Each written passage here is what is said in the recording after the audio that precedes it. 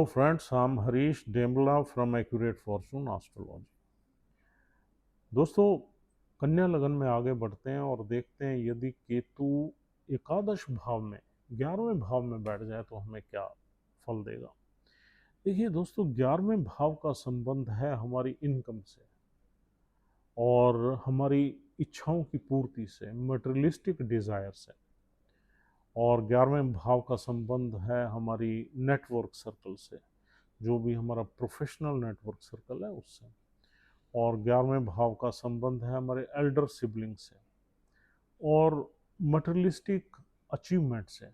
11वें भाव में जो भी प्लैनेट्स होते हैं या 11वें भाव का स्वामी जहाँ भी बैठा होता है, उससे ये पता लगता है कि हमारी जो इनकम है उसमें पोटेंशियल कितनी है। हम 10,000 कमाएंगे या 10 लाख कमाएंगे, तो हमारी पोटेंशियल कितनी है उस भाव से हम ये देखते हैं।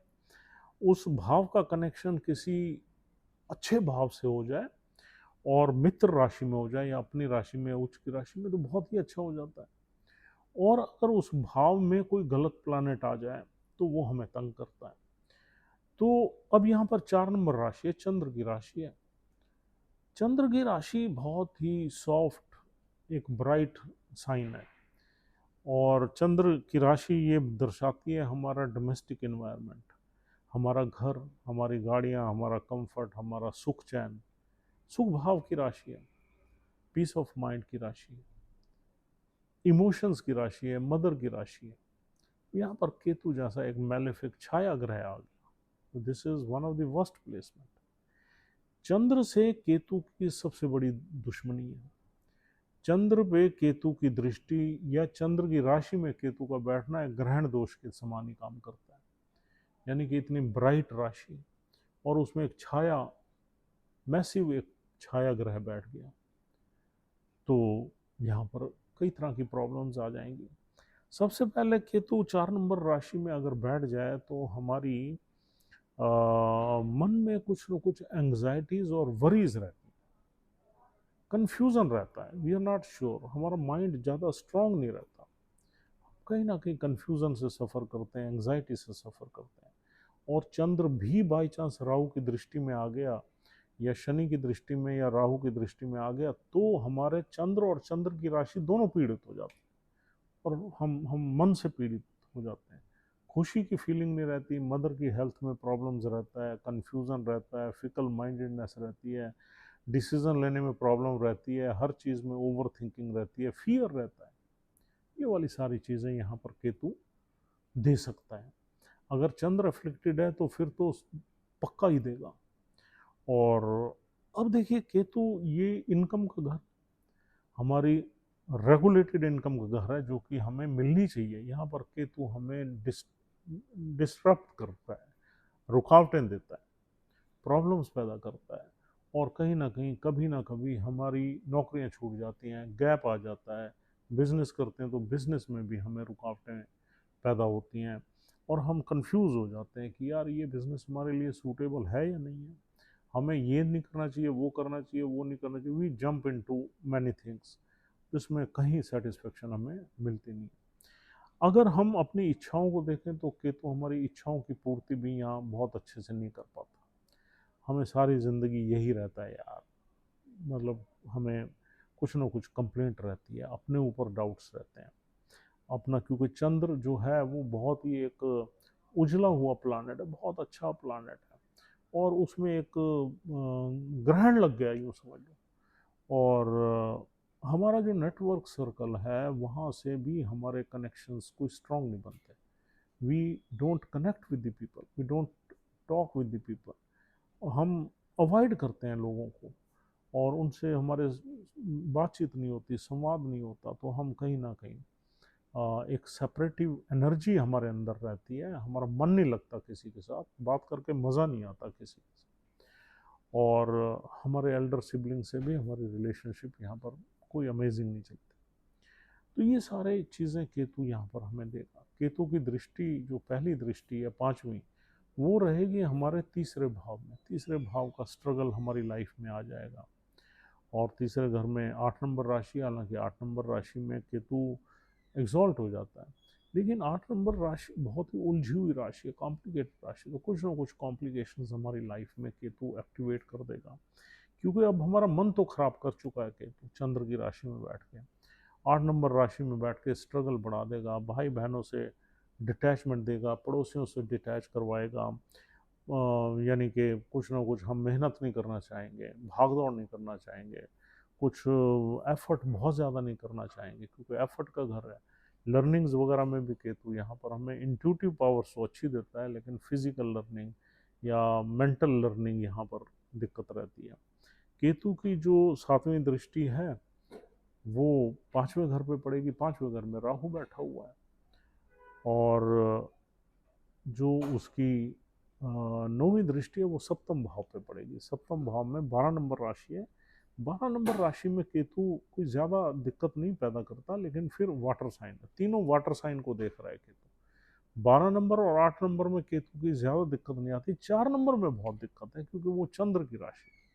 गुरु की राशि, मंगल की राशि में 8 नंबर में केतु को कोई ज़्यादा दिक्कत नहीं है, लेकिन 4 नंबर चंद्र की राशि में केतु जो है अफेक्ट कर देता है, इन्फ्लुएंस कर देता है चंद्र को, और पीड़ित कर देता है पूरी तरह से। तो 12 नंबर में केतु की दृष्टि हमारे बिजनेस एक्टिविटीज़ में थोड़ा बहुत सेपरेटिव एनर्जी देगी, लेकिन अगर हम बिजनेस कर भी रहे हैं तो चलेगा, वहाँ पर कोई ऐसा बहुत ज़्यादा दिक्कत नहीं आएगी। और पर्सनल पार्टनरशिप में भी केतु यहाँ पर हमें अफेक्ट थोड़ा कर सकता है, क्योंकि हमारा मन खराब किया हुआ केतु ने। हमारा मन खराब होने से हम कुछ ना कुछ, हमारा जो है मैरिड लाइफ में कुछ इश्यूज हो सकते हैं, उनको हम अवॉइड नहीं कर सकते।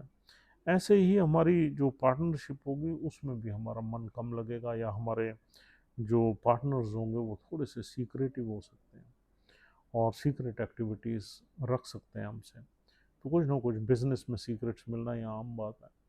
और अब यहाँ पर नक्षत्रों को देखें तो नक्षत्र यहाँ पहला नक्षत्र है पुनर्वासु, और दूसरा गुरुदेव का नक्षत्र है पुनर्वासु, रीसेटलमेंट का नक्षत्र है।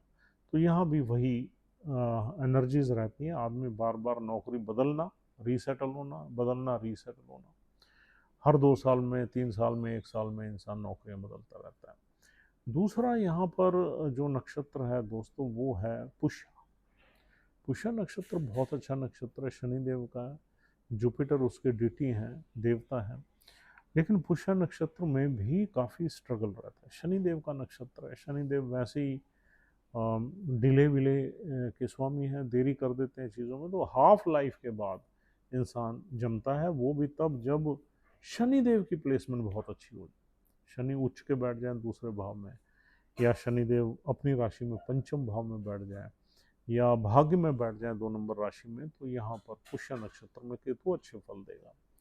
और शनिदेव अगर कहीं कमज़ोर पड़ गए, 6, 8 में फंस गए, तो यहाँ पर प्रॉब्लम्स रहेंगी, चाहे अपनी ही राशि में क्यों ना बैठे।